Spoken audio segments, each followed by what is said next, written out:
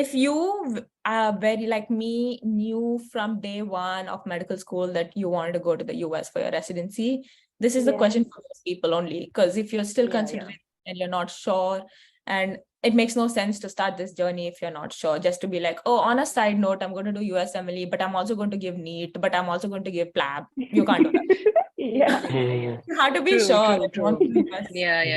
Because each of these exams are like so different from each other. You cannot possibly study for all of them together and study for med school and not have a gap year.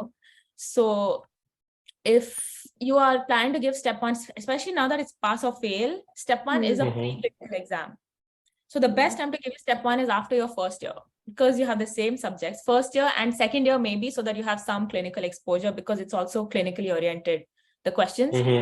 So third year in MBBS from India, if like everyone's from India, then MBBS third year is the most chill year, as we know. So that's the year that you would want to start studying for your step one and possibly give your step one in, because that way you have your pre and paraclinical stuff at like your fingertips. You just did it, and it's not something that you have to start from scratch.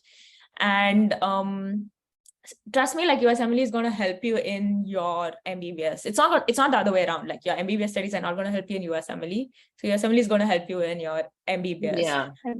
Because the study pattern in your MBBS is just companion law, do those questions, and then just you can't use that for USMLE. But if you're doing your USMLE to build your base foundation, and then you're taking your companion and studying that for there, you're definitely going to take much less time to study for med school.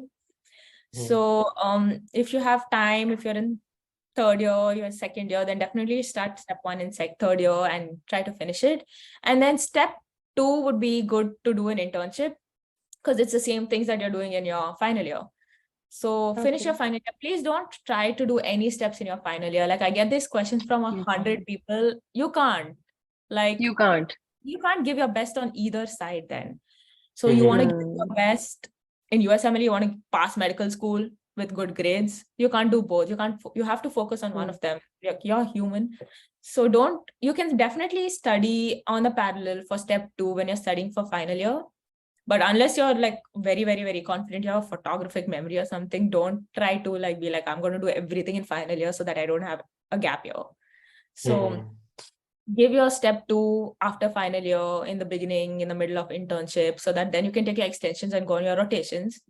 And you're still a medical student. That way you'll have rotations in your medical student. So that's your timeline. Ideally is to give like step one and step two like before internship, and then take an extension in internship so that you don't have a gap year.